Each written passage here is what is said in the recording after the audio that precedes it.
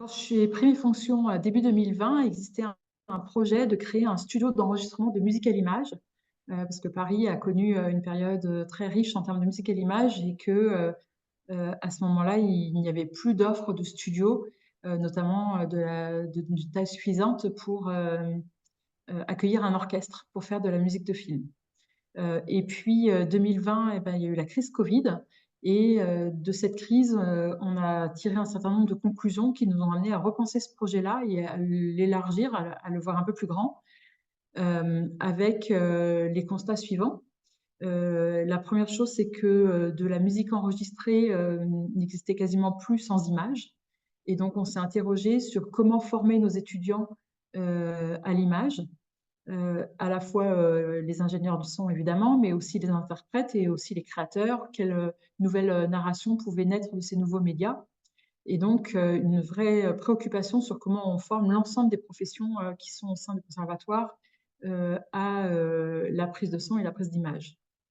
Deuxième constat important, les technologies immersives se sont répandues et arrivent même à domicile. Et comment on accompagne l'ensemble aussi de la chaîne de production sur ces techniques. Et puis, troisième grand constat sur un plan pédagogique, on est passé, comme tous les établissements, à un enseignement à distance du jour au lendemain et sans préparation. Ça a été douloureux et pas toujours extrêmement efficace.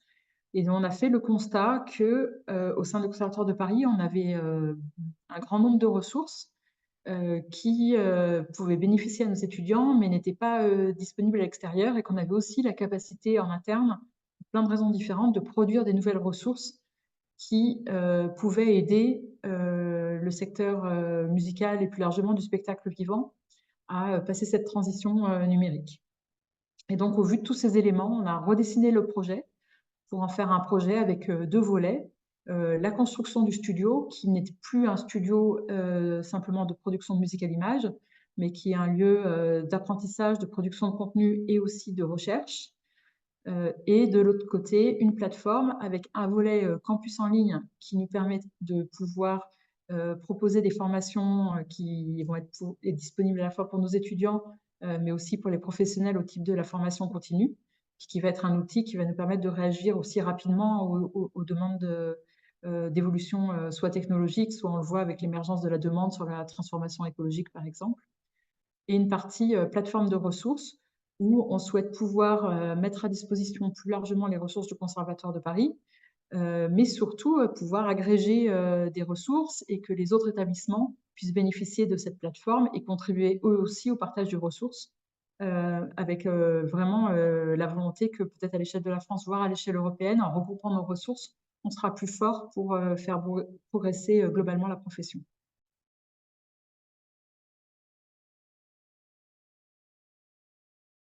La première question qu'on s'est posée, c'est évidemment la définition du projet.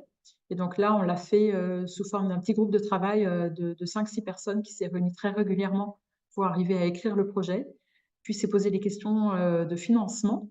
Et on a bénéficié d'une subvention de l'État dans le cadre du plan d'investissement d'avenir de l'État sur la transformation numérique. Et la dernière phase, ça a été de structurer le projet et après une étude des différentes possibilités, on a choisi de créer une SAS qui permettait de porter le projet de la façon la plus agile possible.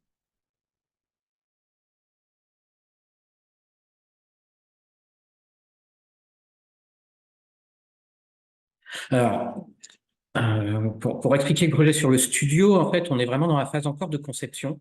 On travaille avec une maîtrise d'œuvre, des cabinets d'architectes, des cabinets spécialisés dans le bâtiment d'accueil de public, des acousticiens. Donc, il y a toute une maîtrise d'ouvrage aujourd'hui qui est en place. Aujourd'hui, on va dire, ils travaillent de deux manières. On travaille déjà beaucoup avec les équipes du conservatoire sur la construction du lieu, c'est-à-dire travailler à la fois sur des questions d'accès, de PMR, de sécurité, voilà, des enfumages et tout ça. il y a un lien très fort avec le cabinet de l'architecte qui a conçu le bâtiment pour valider en fait les différentes modifications dans la structure actuelle du bâtiment. Parce que, par exemple, pour le studio, nous avons prévu, comme on va le louer la moitié du temps à des professionnels, qu'il y ait des accès externes, indépendants, avec des ascenseurs, des accès PMR. Voilà, donc ça, c'est tout un travail qui est en train d'être fait par les équipes du conservatoire sur le bâtiment lui-même. La filiale, donc moi, en tant que conservatoire augmenté, je travaille surtout sur les équipements du studio. C'est-à-dire aujourd'hui, on sait qu'on va avoir un plateau de régie, 4 cabines, des loges. Donc la question aujourd'hui, c'est comment l'équipe, avec quel instrument, quel parc de micros, quel matériel aujourd'hui de mixage ou de post-production dans les régies, quel système d'acoustique, on va dire, immersive et voilà, parce qu'on veut un système d'acoustique variable. Donc aujourd'hui, il y a du travail qui est fait avec des acousticiens, avec des spécialistes du conservatoire et en fait un comité scientifique que nous avons constitué avec des professionnels externes qui nous accompagnent dans la création en fait de tout cet environnement qui nous permettra de faire du son immersif, mais aussi de l'image immersive et de réfléchir à tous les usages potentiels pour faire le bon choix des bons équipements pour répondre à tous ces besoins. La construction du projet va démarrer d'ici 1 an et devrait s'achever, on va dire, début 2027 pour une ouverture courant 2027 du studio.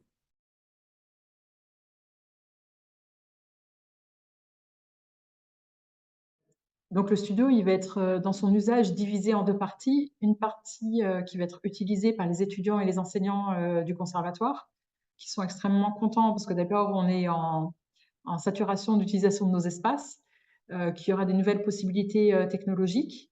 Et puis on lance depuis cette année une nouvelle formation de musiciens réalisateurs d'images. Donc ça sera très bientôt leur terrain de jeu et d'apprentissage.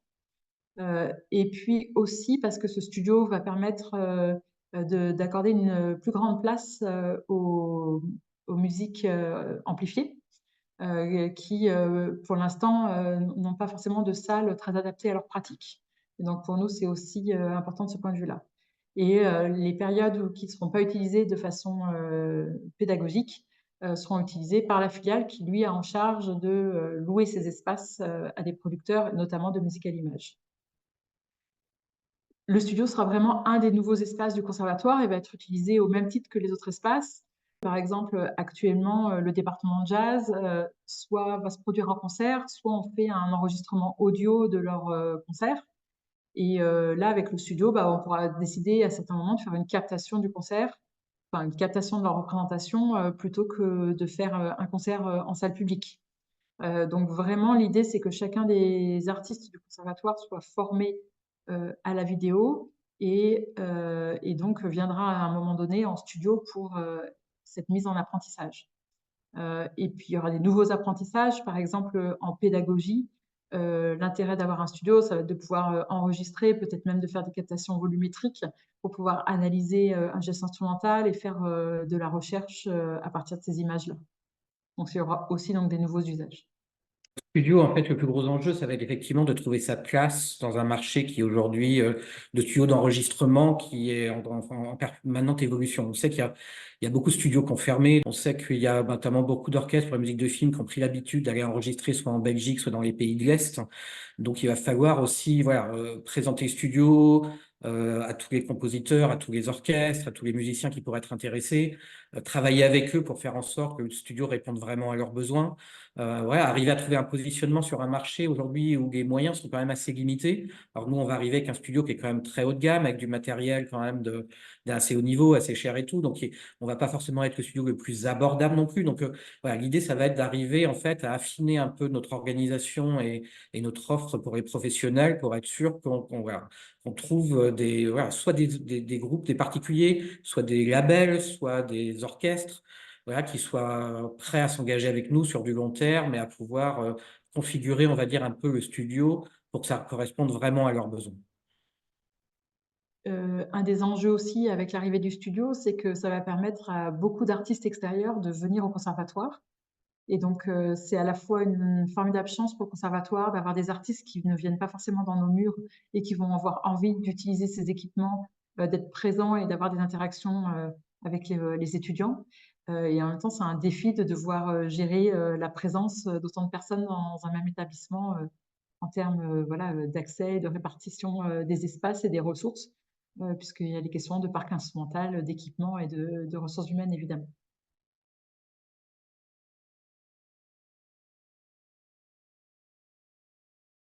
Donc le campus en ligne, l'enjeu, c'est d'arriver à avoir une vitrine du Conservatoire de Paris en ligne, à la fois en déclinant certains de nos enseignements et en créant des enseignements qui répondent à des nouveaux besoins et qui mettent en valeur aussi les ressources du conservatoire. L'enjeu, il est très très fort, c'est un vrai changement de culture de pouvoir imaginer qu'il y a des enseignements qui soient nativement créés en ligne ou transposés en ligne. Et donc, on a recruté un ingénieur pédagogique, notamment pour accompagner les enseignants dans cette transition et cette nouvelle conception. Le cadre un peu général de mes missions se trouve en effet à la croisée des chemins de l'artistique, de la pédagogie, du numérique, des nouvelles technologies et de l'informatique au sens large. Et en ce qui concerne l'ingénierie pédagogique et les travaux avec le campus en ligne et la plateforme de ressources, il s'agit pour moi de faire le lien avec ce nouveau média, enfin, qui n'est pas si nouveau que ça d'ailleurs, mais par contre qui évolue à une vitesse assez folle, et tout le savoir, toute la connaissance et les équipes pédagogiques du conservatoire, afin d'imaginer une offre dématérialisée qui puisse effectivement répondre aux besoins cités par Émilie, et en veillant sur la justesse de la transposition, tenir compte vraiment de la nature de ce nouveau média, c'est-à-dire pas partir du principe qu'il puisse se substituer à un enseignement en présentiel, juste essayer d'identifier quels sont ses réels atouts pour que ça puisse être complémentaire. Ça peut répondre aussi à un besoin de formation continue. Donc, le public, on s'adresse potentiellement à un public un peu nouveau. Il y a des enjeux qui sont absolument passionnants, comme celui de l'accessibilité ou de l'internationalisation des contenus, etc. Et dans la fabrique de tout ça, bah, il y a des outils incroyables à mettre en jeu aussi. Et voilà, mon travail, ça consiste à architecturer un petit peu tout ça et à guider sur des aspects méthodologiques les chantiers de transposition et d'élaboration de ces contenus avec les équipes pédagogiques.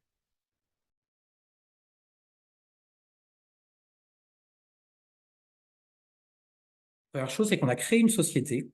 Donc voilà, il y a tout un travail qui s'est fait autour de la création de la société, hein, que ce soit à déposer des statuts, voilà, des noms de domaine, des marques, trouver des premiers employés, trouver des experts comptables, des juristes. Enfin, voilà, on a mis en place toute une nouvelle société. Après, il y avait des sujets juridiques aussi, c'est-à-dire qu'aujourd'hui, même si nous sommes une filiale du conservatoire, nous sommes une société indépendante. Et donc, tous les échanges que nous allons avoir avec le conservatoire doivent être définis, doivent être formulés, formatés. Donc, il y a des contrats qui se sont mis en place sur tous les sujets entre le conservatoire et la filiale.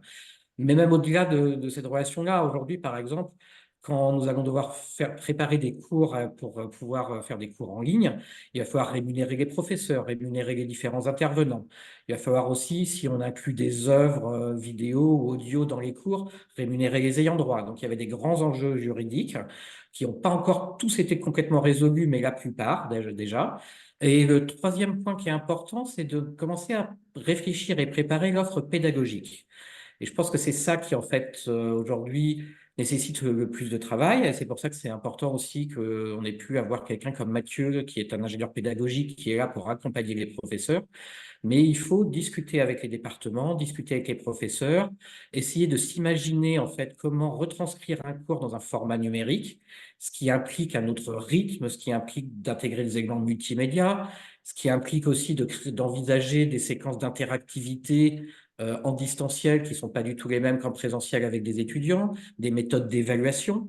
Donc, il y a un très gros travail qui est en train d'être fait avec voilà, tout à la fois les responsables des départements ici et tous les professeurs du conservatoire pour déjà déterminer quels sont les cours les plus pertinents à adapter, voilà, de définir les cours qu'on adapte, quel est l'objectif, quelle est la cible, quelles sont les compétences que les futurs étudiants devront avoir acquises à la fin de ce cours. Voilà, donc ça c'est un travail de fond qui dure depuis déjà plusieurs mois et qui va durer tout le long du projet et qui est aujourd'hui un élément absolument essentiel. Et peut-être pour finir, un quatrième point, c'est qu'on ne va pas tout faire tout seul. C'est que du coup, on va s'appuyer sur des partenaires. Et aujourd'hui, on discute avec beaucoup d'institutions du marché, que ce soit le Centre national de la musique, mais aussi la Philharmonie, la SACEM, la Maison de la musique contemporaine, des associations d'orchestres, de conservatoires, pour bien comprendre quels sont les besoins, bien comprendre aussi comment éventuellement créer des formations en commun avec eux. Parce qu'aujourd'hui, voilà, c'est dommage, ce serait dommage que toutes ces institutions, en fait, se positionnent sur les mêmes sujets, mais sans se parler, pour se finir par se retrouver concurrente à la fin. Donc, le but aujourd'hui, c'est d'arriver à travailler tous ensemble pour arriver à avoir la meilleure offre avec les meilleurs intervenants aujourd'hui par rapport aux besoins de tous les professionnels du secteur.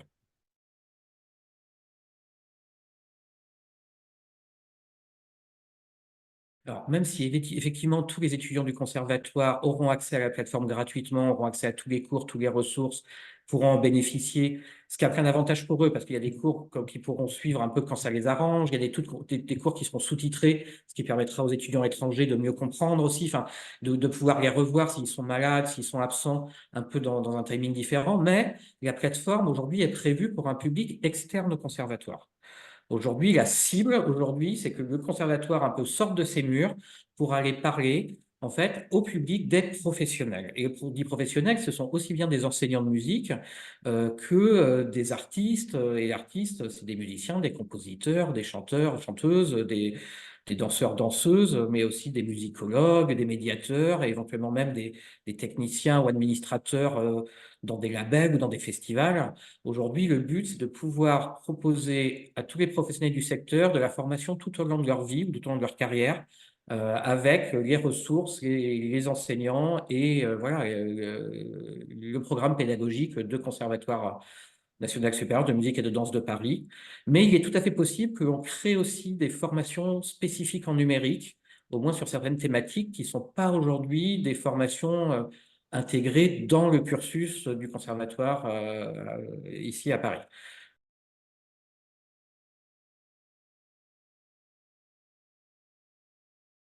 Je pense que c'est important de bien notifier qu'il ne s'agit pas de remplacer des cours en présence par des cours en distance pour nos étudiants. Je pense que l'enseignement du conservatoire est aussi qualitatif parce qu'il y a ces rencontres avec les enseignants dans notre site. Et donc là, on crée, c'est pour ça qu'on appelle ça le conservatoire augmenté. C'est une augmentation du conservatoire, mais ce n'est pas un remplacement de ce qui se fait au conservatoire.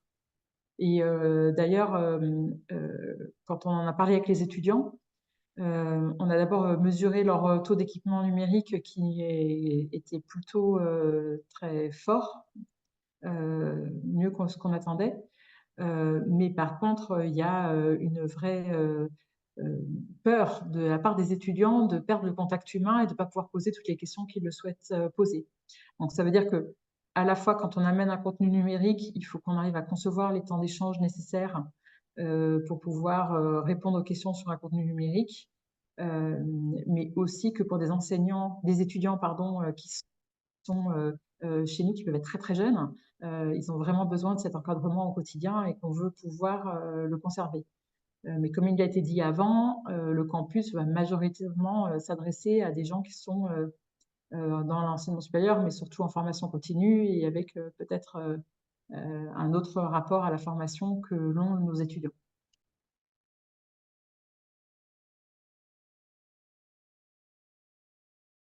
Près de 400 enseignants, donc on ne peut jamais répondre sur une réaction des enseignants de façon globale. Plus de la moitié des enseignants enseignent des pratiques individuelles ou collectives, des pratiques artistiques. Et évidemment, ce n'est pas ces pratiques-là sur lesquelles on va travailler à des cours en ligne. Je pense que les professeurs instrumentistes ou danseurs pourront intervenir sur des cours d'interprétation ou des séminaires sur certaines thématiques, mais leur enseignement de l'instrument de la danse ne va pas se transposer en ligne. Donc évidemment, ça, c'est des expériences qui ont été très dures pendant le Covid de l'enseignement à distance et qu'il ne s'agit pas de reproduire loin de là. ensuite, sur la partie discipline théorique, on va dire, il y a d'un côté tous ceux qui travaillent dans les métiers du son et des nouvelles technologies depuis de nombreuses années et qui avaient déjà des expériences d'enseignement à distance, même au sein de l'établissement. Donc là, on capitalise sur une expérience déjà présente. Et puis, pour le reste, bah, il y a des gens qui ont cette appétence particulière et avec lesquels on commence à travailler. Et puis ceux qui ont des réserves, bah, ils nous rejoindront plus tard s'ils le souhaitent et que ces réserves se sont levées. Mais le campus en ligne euh, va proposer quelques dizaines de cours à terme. Donc il ne s'agit pas non plus d'impliquer tous les enseignants. Donc on a vraiment choisi de partir sur une base du volontariat, qui me semble être la meilleure stratégie. Et puis, gageons que les expériences soient tellement satisfaisantes que ça entraîne de plus en plus de désir de travailler sur cette plateforme.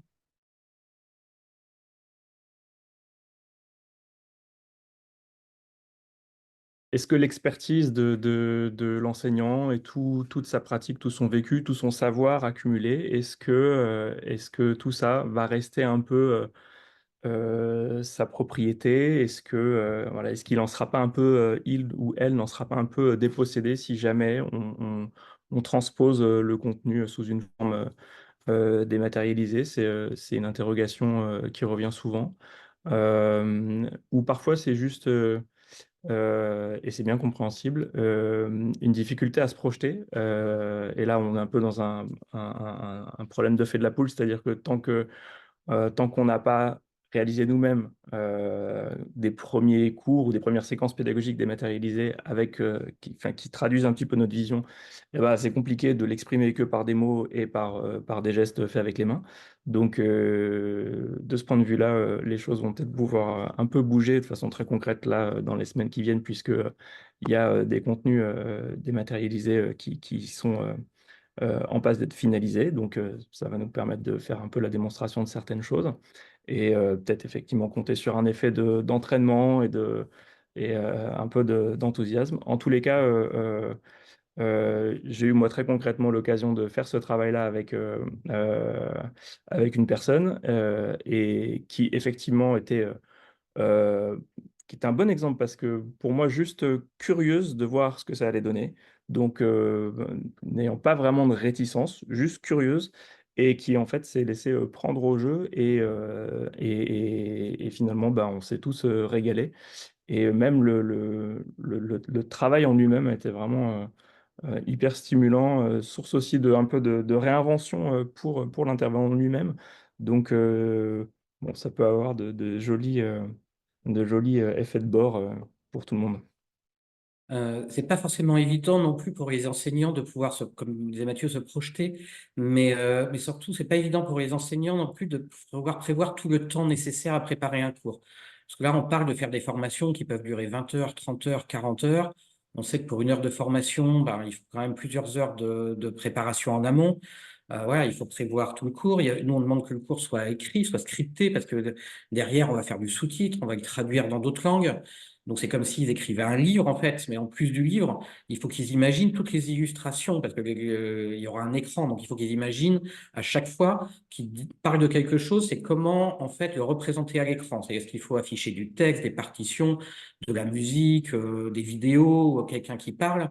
Et donc, ça nécessite quand même un travail qui est assez conséquent. Et je crois que, voilà, on avait peut-être un peu sous-évalué au début et qui effraie parfois certains professeurs qui sont souvent très occupés en tant que professeurs et qui ont aussi parfois beaucoup d'activités à côté. Donc, c'est pas forcément évident de caler ça dans des plannings. Et voilà. Donc, on se rend compte aujourd'hui que produire un cours en numérique, ça prend du temps et de nombreuses ressources et des compétences assez variées parce que il faut un cours écrit, mais il faut effectivement éventuellement des graphistes, il faut des gens qui sont capables de faire des animations en motion design. Si on filme le professeur, il faut savoir faire filmer, il faut savoir faire des prises de son. Donc, ça va nécessiter aussi d'avoir toute une équipe autour avec des compétences spécifiques. Donc voilà, c'est le travail de production d'un cours numérique, en fait, représente beaucoup de travail pour plus d'une personne. Et ça, c'est quelque chose, je pense, qui avait été un peu sous-évalué au début du projet aussi. Voilà, la ligne qui est prévue pour la production de contenu, ça, c'est que 100 000 euros, 120 000. C'est vraiment voilà, une goutte d'eau au milieu de l'océan. Ça va coûter beaucoup plus que ça, on le sait. Mm.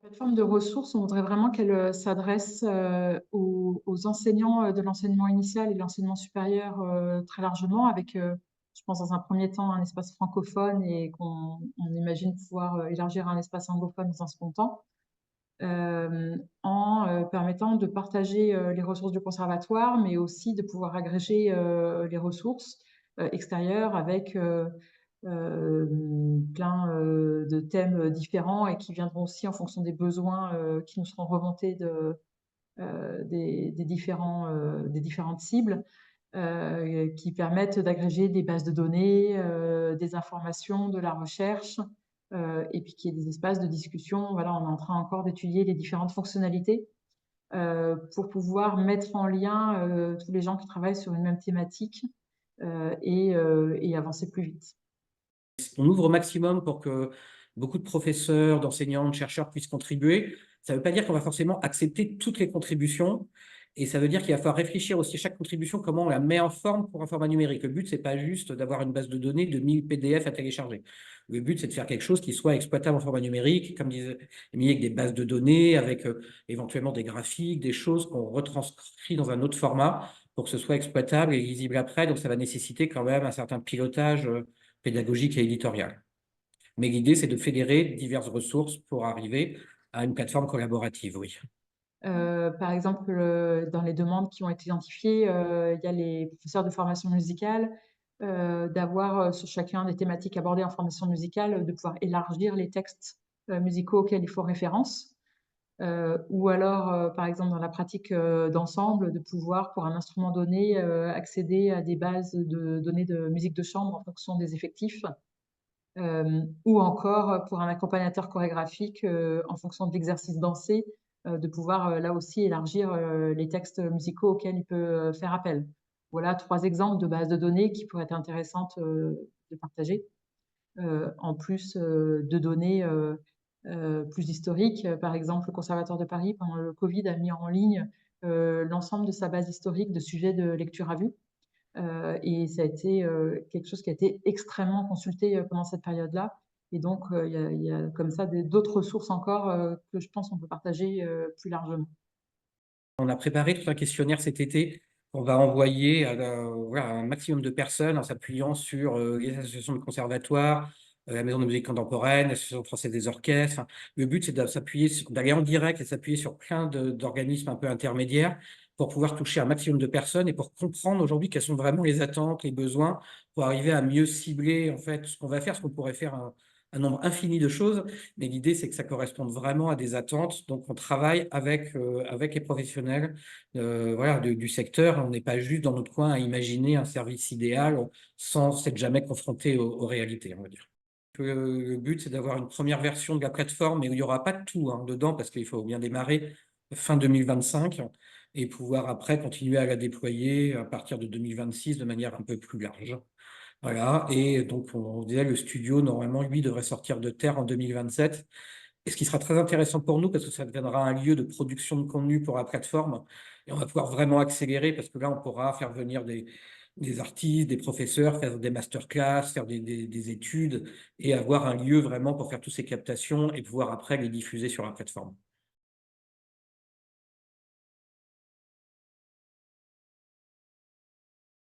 Peut-être un message plus à l'adresse de la communauté des gens qui réfléchissent à ça, c'est que on avance au Conservatoire de Paris sur ces sujets, peut-être en ayant pris le train assez tardivement par rapport à d'autres acteurs, et que notre objectif, c'est aussi que le fait qu'on avance sur ce sujet-là permette de fédérer les énergies et de faire en sorte que tous ensemble, on gagne du temps, parce qu'on voit bien qu'à l'échelle internationale, il ne faut pas qu'on tarde trop sur tous ces sujets-là si on veut rester compétitif.